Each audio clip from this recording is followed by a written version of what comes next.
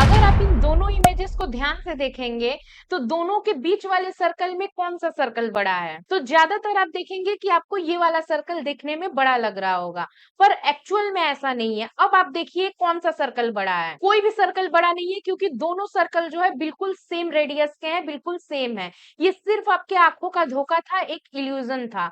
आपकी साइकोलॉजी ऐसे काम कर रही थी कि आपको लग रहा था कि ये वाले इमेज का बीच वाला सर्कल बड़ा है। इसी तरह शेयर मार्केट में कई बार लाइफ में ऐसा होता है कि जो आपको दिखता है एक्चुअल में वैसा नहीं होता है। कभी आपने सोचा है कि आज के इंटरनेट के जमाने में जहां नॉलेज का पूरा भंडार भरा हुआ है, ऐसे समय में भी सिर्फ कुछ ही लोग सक्सेसफुल क्यों हैं? आज सबके पास हजारों ट्रेडिंग स्ट्रेटेजीज का खजाना भरा हुआ है, फिर भी क्यों आज भी 10 में से 9 लोग 50,000 के ऊपर का लॉस एफएनओ में कर रहे हैं? आखिर रीजन क्या है? रीजन आप सबको भी पता है, रीजन है साइकोलॉजिकल डिफरेंस। क्योंकि साइकोलॉजी जो है किसकी किस तरीके से काम करती है और आप कैसे उसको कंट्रोल करते हैं, इस पे बहुत ज्यादा चीजें जो है डिपेंडेंट होती हैं। मेरे हिसाब से तो शेयर मार्केट सिर्फ 10% ही नॉलेज का गेम है, और अगर बाकी के बचे 90% की बात करें तो उसमें आ गया patience, control of overthinking, decision making, greed, fear, बाकी जो भी इमोशंस है उन सबको मिला के बनता है ट्रेडिंग साइकोलॉजी। और अगर एक ट्रेडर से सक्सेसफुल ट्रेडर तक का सफर तय करना है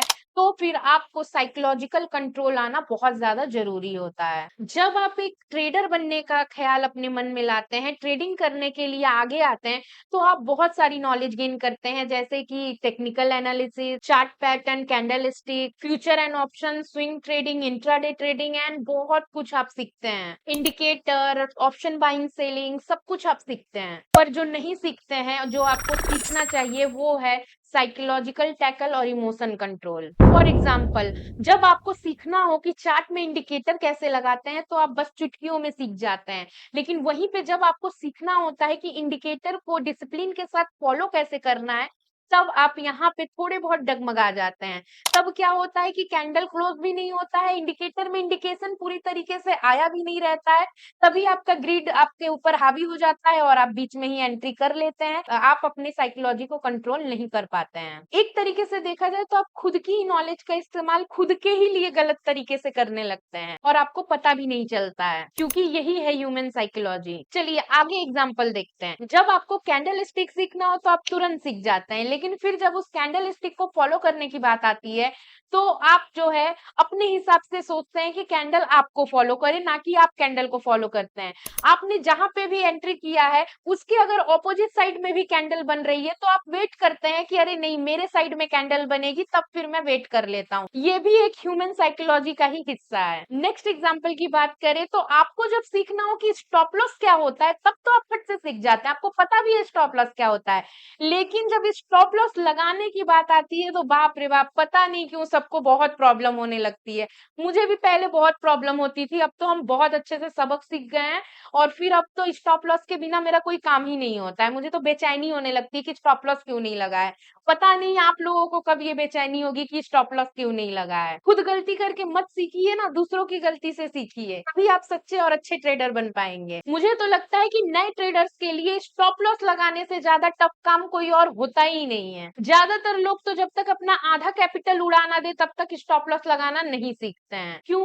क्योंकि वही साइकोलॉजिकल प्रॉब्लम। अरे फ्री में लोग चिल्ला चिल्ला के बता रहे हैं कि स्टॉप लॉस लगाओ, स्टॉप लॉस लगाओ, बिना स्टॉप लॉस के ट्रेड मत करो, लेकिन कहाँ समझना है। जब तक खुद के पैसे लॉस ना हो तब तक कहाँ साइकोलॉजिकल इम्पैक्ट पड़ेगा। जब खुद पैसे लॉस होंगे तभी तो साइकोलॉजी उठाएगी आपको कि उठो, बहुत लॉस हो गया है, अब स्टॉप लॉस लगाने का टाइम आ गया है। पहले से कंट्रोल कर लो दूसरों को देख के। नहीं, क्या है? Psychological problem. नेक्स्ट एग्जांपल, जब आपको टेक्निकल एनालिसिस सीखना हो तब तो फट से जल्दी जल्दी आप लोग टेक्निकल एनालिसिस सीख लेते हैं, लेकिन जब उसको फॉलो करने की बात आती है और कहा जाता है कि ओवर ट्रेडिंग मत करो, तो फिर आपको कुछ समझ में नहीं आता है। पूरा साइकोलॉजी आपके ऊपर हावी हो जाता है और आप लगते हैं ओवर ट्रेडिंग करने, सिर्फ इस उम्मीद में कि चलो अभी तो लॉस हो गया, अगली ट्रेड में मैं इसको कवर कर लूंगा। ये रिकवरी और फोमो का जो भूत है ना, ये जबरदस्त है, बहुत जबरदस्त चढ़ता है, जल्दी उतरता नहीं है।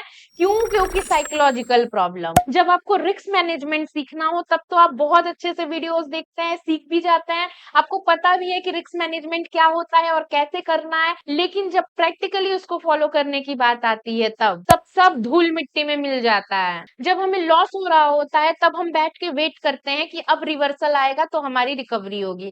जब प्रॉफिट हो रहा होता है तो हम लोग जल्दी से निकल जाते हैं और ये बोलते हैं कि चलो कोई नहीं, जो आया वही अच्छा है, ज्यादा लालच नहीं करना चाहिए, जो मिला वो अच्छा है। अरे तब क्यों नहीं याद आया था कि जो मिला वो अच्छा है, जब स्टॉप लॉस ना लगा के वेट कर रहे थे रिकवरी का?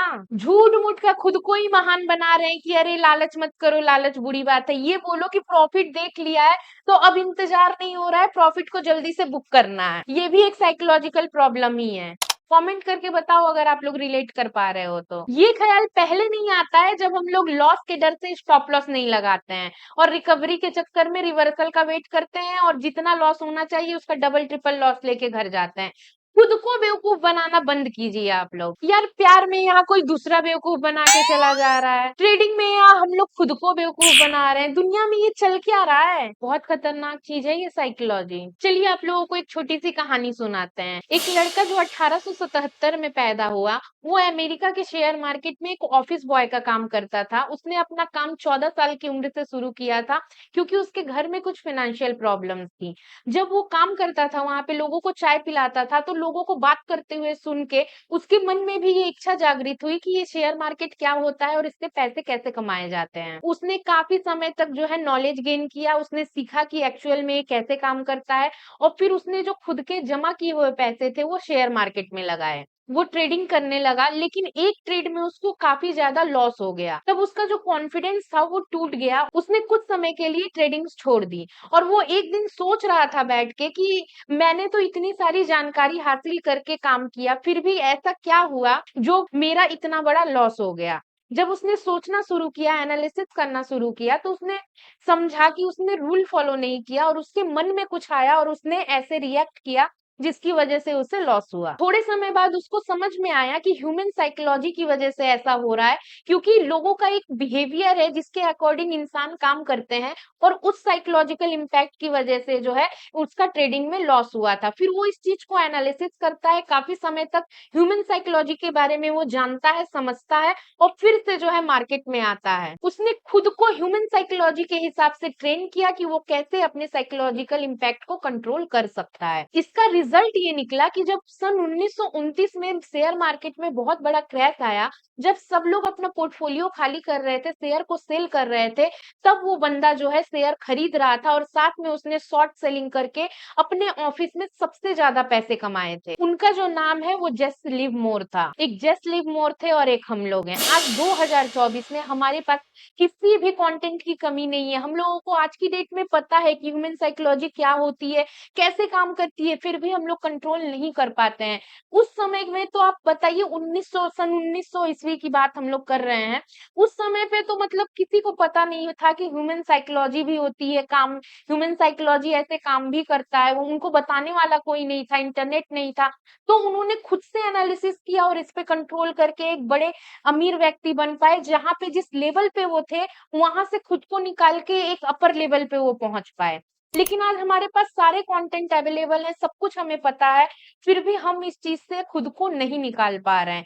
इसका रीजन भी कहीं ना कहीं हमारी साइकोलॉजी है। इसको कंट्रोल कैसे करना है ये हमें खुद सीखना पड़ेगा। अगर ये स्टोरी सुन के खुद में जरा भी शर्म आई होगी, क्योंकि हाँ मुझे तो बहुत शर्म आई थी जब मैं स्टोरी रिसर्च कर रही थी, मुझे बड़ी शर्म आ रही थी कि मैं क्या कर रही हूँ 2024 में, मेरे से इतनी गलतियां होती हैं और मैं सुधर नहीं रही हूँ। मुझे सब पता है फिर भी कुछ चीजें सुधर गई हैं और कुछ चीजें अभी भी सुधारना बाकी है।